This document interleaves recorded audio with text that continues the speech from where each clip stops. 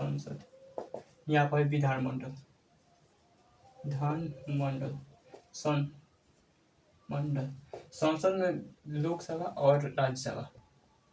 Article 202 में देंगे तो क्या है, बजट, बजट की चर्चा है, राज्य की बजट की चर्चा है। जिस तरह से 214 में जो है हाई कोर्ट,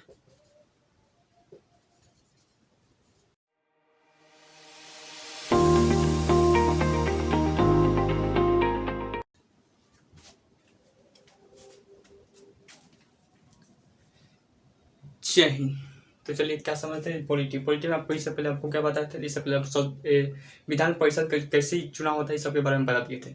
आज आगे देखना है। देखिए आपको विधान मंडल की चर्चा किसमें, आर्टिकल 168 में, आर्टिकल 168 में विधानमंडल,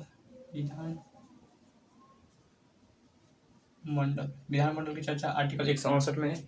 169 में जो है वो क्या है, विधान परिषद का सृजन या फिर सृजन या फिर निर्माण। आर्टिकल 170 में क्या है, विधान सभा की चर्चा। आर्टिकल 171 में जो है वो विधान परिषद की चर्चा। आपको दिख रहा है विधान परिषद के बीच में गड़बड़ कर रहा है, वरना सीक्वेंस ठीक था, विधानमंडल, विधानसभा, विधान परिषद। देखिए ये बीच में आ गया 169 में जो है विधान परिषद का सृजन निर्माण के बारे में, ये थोड़ा गड़बड़ कर रहा है। उसके बाद आर्टिकल 172 में क्या था, आर्टिकल 172 में जो था वो सदनों की अवधि,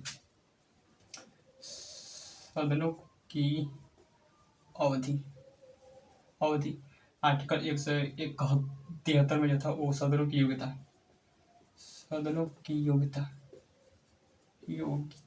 हैं योग्यता।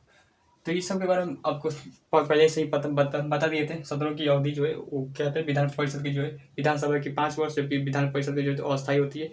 और उसका सदनों की योग्यता जो होती है वो विधानसभा में सदस्य बनने के लिए 25 वर्ष उम्र होनी चाहिए, या फिर विधान परिषद में, विधानसभा में सदस्य बनने के लिए 25 वर्ष और विधान परिषद में सदस्य बनने के लिए 30 वर्ष उम्र होनी चाहिए। उसका खास आर्टिकल ने इसमें बताया कि कौन कौन सी प्रक्रियाएं करके मतलब कितनी शक्ति है विधानसभा की, विधान परिषद की, सब कुछ खास आर्टिकल नहीं है। अब देखते हैं आर्टिकल 178, इसमें अध्यक्ष की चर्चा है। आर्टिकल 178 में जो है वो विधानसभा का अध्यक्ष, ये आपको आर्टिकल थोड़ा याद रखना है। अब यहाँ पर देखिए एग्जाम पास करने हैं, अगर आपको टीचर बनना होगा तो आप पढ़िएगा, नहीं तो आप सिर्फ अगर एग्जाम निकालना है तो आप पढ़िए, वरना टीचर बनना है तो आपका कोई गुंजाइश नहीं है। तो ये 78, देखिए आपको बताया था इस तरह से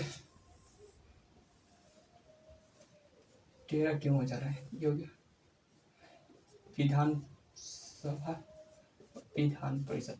देखिए आपको केंद्र सरकार जब पढ़ा रहे थे तो उसमें आपको संसद के बारे में पढ़ाए थे, संसद, यहाँ पर विधानमंडल,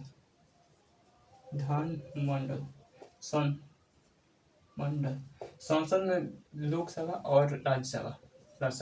तो यहाँ पर आपको बताए थे कि इसमें लोकसभा जो है देखने के लिए अध्यक्ष होते हैं, और राज्यसभा देखने के लिए क्या होते हैं, सभापति होते हैं। सभापति होते हैं। तो सेम टू सेम यहाँ पर भी होंगे। आर्टिकल 178 में जो है वो विधानसभा के अध्यक्ष के बारे में चर्चा है, अध्यक्ष के बारे में चर्चा है। और आर्टिकल 182 में जो है विधान परिषद के सभापति, इसमें क्या हो जाएगा, सभापति हो जाएंगे।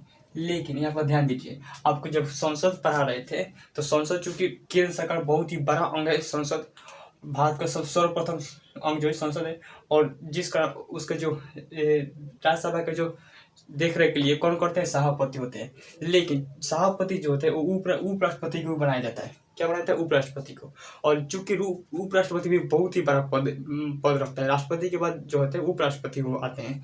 तो उपराष्ट्रपति जो होते हैं बहुत ही बड़ा पद है, जिस कारण उनको राज्यसभा में सदस्य में शामिल नहीं किया जाता है, वो अलग से क्या होता है, उपराष्ट्रपति होते हैं। लेकिन यहाँ पर क्या यहाँ पर कोई उपराज्यपाल की चर्चा है, नहीं है चर्चा। तो इसमें जो सभापति होते हैं वो विधानसभा के सदस्य में ही से सभापति बनाया जाता है। जबकि यहाँ पर देंगे तो ये क्या होते हैं, उपराष्ट्रपति, ये क्या होते हैं, उपराष्ट्रपति होते हैं। जबकि ये जो होते हैं उपराष्ट्रपति, यदि सभापति क्या होते हैं, उपराष्ट्रपति में होते हैं। और जो सब उपराष्ट्रपति सभापति होते हैं, तो इस राज्यसभा के सदस्य को हम लोग सभापति नहीं बनाया जाता है, बल्कि इनको अलग से कहते हैं चुनाव होता है। और ये जो होता है विधान परिषद में सभापति देंगे, तो विधान परिषद के सदस्य को ही हम लोग सभापति बनाते हैं। तो ये आप याद रखिएगा। तो ये हो गया विधान आर्टिकल 168 में विधानसभा का अध्यक्ष होगा, और आर्टिकल 182 में विधानसभा के सभापति हो जाएंगे। लेकिन अगर उसका आर्टिकल देंगे 83, 84, 85, ये कुछ खास आर्टिकल नहीं है, आपको पहले ही बताए थे। आपको एग्जाम निकालना है तो इस आर्टिकल से कोई लेना देना नहीं है। अब आगे देखिए आप पढ़े होंगे राष्ट्रपति किस अध्यादेश, आपको बताए थे राष्ट्रपति का अध्यादेश कब था, राष्ट्रपति का अध्यादेश किस आर्टिकल में था, आपको क्या बता सकते हैं? तो देखिए राष्ट्रपति का अध्यादेश जो था किस आर्टिकल में था, पहले बजट देख लेते हैं। हालांकि 123 में था, राष्ट्रपति का अध्यादेश 123 में था। लेकिन देखिए जिस तरह से केंद्र सरकार में बजट की चर्चा आर्टिकल 112 में थी, किसमें बजट क्या था, बजट के ऊपर बस प्राकलन था, प्राकलन से विनियोग पर से लेखानुदान, अतिरिक्त अनुदान, लेखानुदान, वित्त विधेयक, सेम टू सेम उसी तरह से यहाँ पर भी आएगा। जिससे यहाँ पर देखिए आर्टिकल 202 में देंगे तो क्या है, बजट की चर्चा है, राज्य की बजट की चर्चा है। जिस तरह से आपको हम बताए थे कि जिस तरह से केंद्र की बजट जो होते हैं वो किस प्रस्तुत करने का अधिकार राष्ट्रपति के पास होता है, चूंकि राष्ट्रपति जो होते हैं वो अपने खास व्यक्ति के से बजट प्रस्तुत करते हैं, यानी वित्त मंत्री से।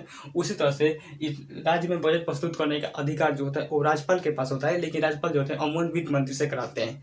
ये भी आपको बताए थे कि केंद्र सरकार में बजट जो होता है वो 3 सत्र में होता है।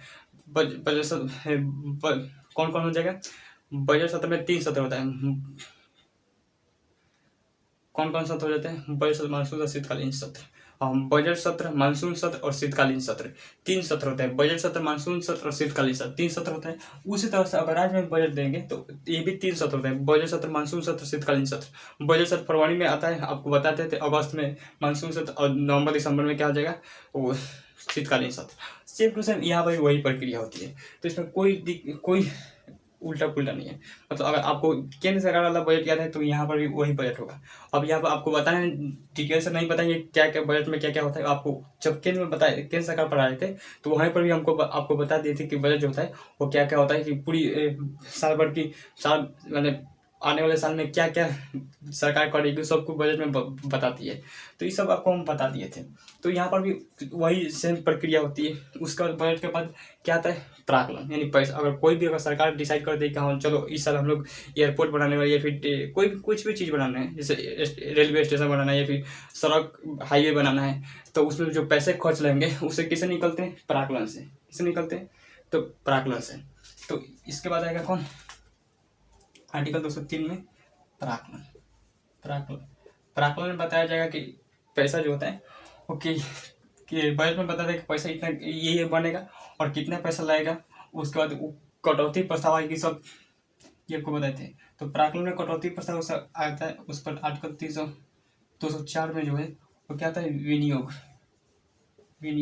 विनियोग से क्या निकलता है, पैसा निकलता है। जैसे विपक्ष क्या, कोई सरकार ला दी कि जैसे चलो जैसे ट्रेन बनाना है, तो ट्रेन में अगर कोई करोड़ पैसा लगेंगे तो विपक्ष क्या, ये नहीं इतना करोड़ नहीं, कटौती पैसा लगता है इतना करोड़ नहीं, इसे कम ही लगेगा, तो प्राकलन में लाया जाएगा। और उसके बाद उतना अगर प्राकलन पास हो गया, यानी कटौती पास हो गया, तब लाया जाएगा विनियोग में क्या निकलता है, पैसा निकलता है। अगर पैसा घट गया तो आर्टिकल 205 में जो है वो क्या लाया जाता है, अतिरिक्त अनुदान। वहाँ पर भी आपको बताए थे अतिरिक्त अनुदान, क्या था, अतिरिक्त अनुदान। उसके बाद अगर चुनावी समय से अगर पैसा निकालना हो तो उसे हम लोग लेखानुदान कहते हैं। तो आर्टिकल 206 में क्या देगा, लेखानुदान क्या हो जाएगा, लेखानुदान। तो सेम टू सेम वही प्रक्रिया यहाँ पर, जिस तरह से आप वहाँ पर पढ़े थे लेखानुदान, अतिरिक्त अनुदान।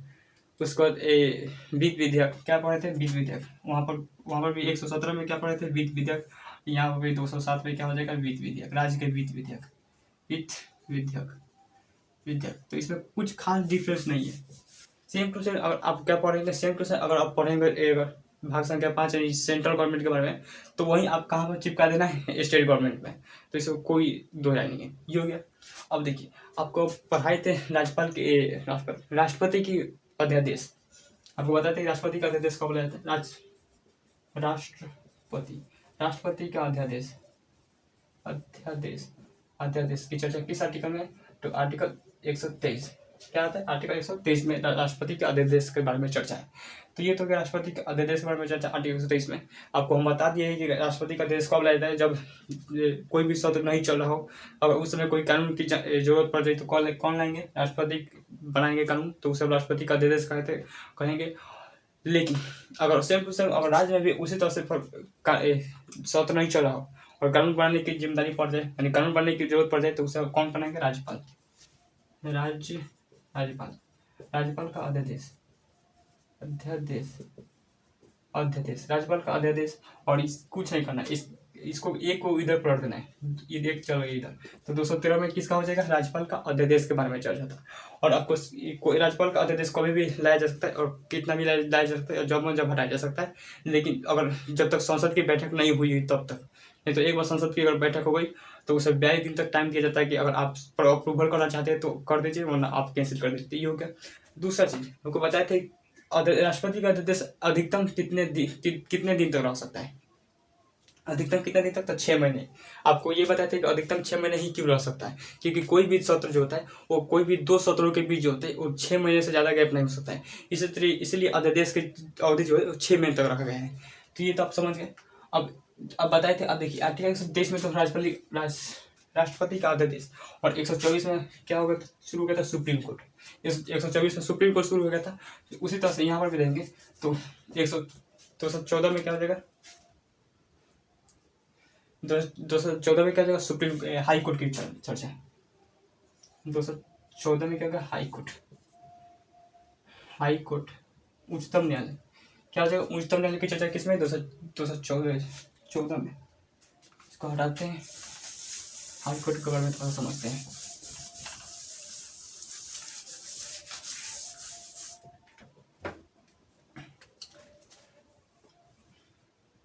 दो सौ 13 में वो कहता है राज्यपाल का अध्यादेश। राज्यपाल का अध्यादेश 214 में जो है हाई कोर्ट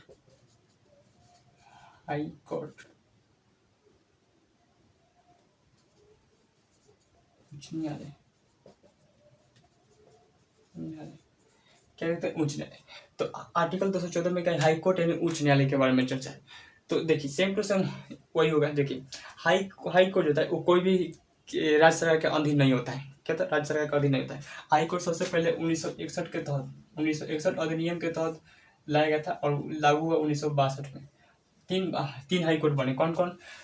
कोलकाता, मुंबई और मद्रास। कोलकाता,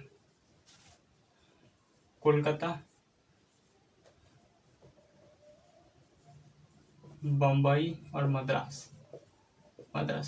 देखिए बम्बई का अभी नाम हो चुका है मुंबई। क्या था? मुंबई हो चुका है। और मद्रास का अभी नाम है चेन्नई। क्या नाम है? चेन्नई। तो मद्रास का अभी नाम चेन्नई है, जबकि उस समय नाम था मद्रास। तो ये 3 हाई कोर्ट बना था कब? 1961 के तहत। इसी तरह से IPC की धारा लाई गई थी। इंडियन पैनल कोर्ट जितने भी धारा हैं सब इसी समय लाया गया था। तो ये हो गया 1961 में के तहत हाई कोर्ट लाया गया भारत में, और 3 हाई कोर्ट बने, कोलकाता, मुंबई और मद्रास। ये 3 हाई कोर्ट बने। तो ये जो अभी वर्तमान में जो हाई कोर्ट की स्ट्रक्चर है वो 1935 के अधिनियम के तहत है।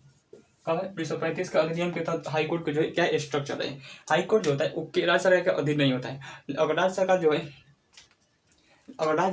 है वो क्या कर ले, अपना कोई भी चाहे तो जैसे नाम बदल दे, जैसे मान लें अगर उत्तर प्रदेश में हाई कोर्ट है, लखनऊ हाई कोर्ट। क्या है? Lucknow high court. तो अगर लखनऊ को आज कल का नाम बदल कर अवध कर दिए, हालांकि अवध उसमें ऊपर है, पहले अवध ही नाम था लखनऊ का, तो लखनऊ का नाम बदल, लखनऊ से यानी यूपी गवर्नमेंट जो है वो लखनऊ का नाम बदल कर कुछ और कर देती है। तो वहाँ पर अगर हाई कोर्ट चाहे तो उस लखनऊ हाई कोर्ट उसमें अगर हाई कोर्ट चाहे तो अपना नाम जो होता है वो लखनऊ हाई कोर्ट ही रहने दे सकता है। उसके अधीन नहीं आता है। अगर कोई भी गवर्नमेंट अगर दबाव देती है तो उसे निपटा देगा। तो हाई कोर्ट जो होता है वो क्या होता है? अधीन नहीं होता है। जैसे आप देखते होंगे हाई कोर्ट जो होता है वो लखनऊ हाई कोर्ट का एक खंडपीठ खोला गया इलाहाबाद में, तो इलाहाबाद हाई कोर्ट मालूम है। तो सरकार क्या करती? इलाहाबाद का नाम बदल कर प्रयागराज करती। क्या करती? प्रयागराज। तो सरकार गई हाई कोर्ट के पास कि महाराज आप हम इलाहाबाद का नाम बदल कर प्रयागराज करते हैं, अभी क्या कर दीजिए, इलाहाबाद हाई कोर्ट को नाम बदल कर प्रयागराज हाई कोर्ट कर दीजिए।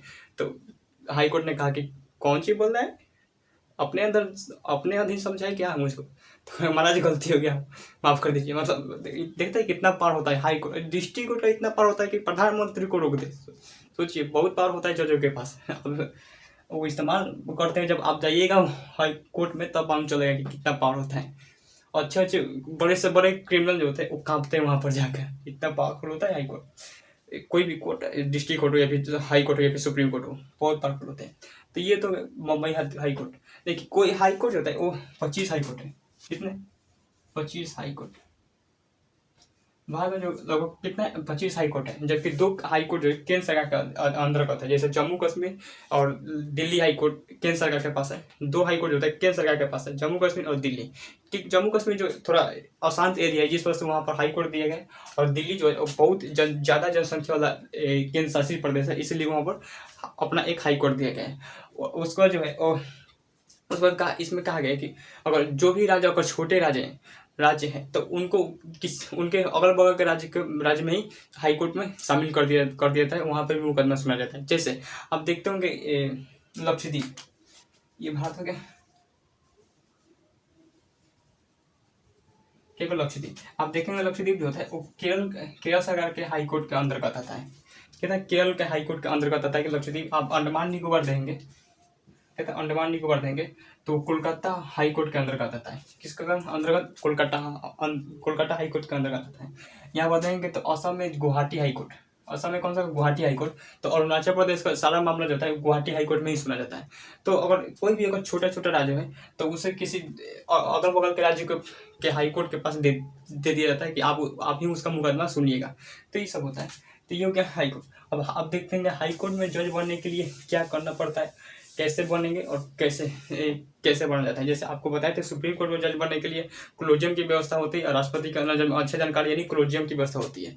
तो उसी तरह सुप्रीम कोर्ट का अगर जज बनाए तो 10 वर्ष हाई कोर्ट में वकील रहना होगा, या फिर 5 वर्ष जज रहे होंगे। तो सेम टू सेम प्रक्रिया यहाँ पर भी देखने को मिलेगी। तो आज की तो यहीं तक रहने देते हैं, तब तक मिलते हैं नेक्स्ट वीडियो में। Thank you for watching video.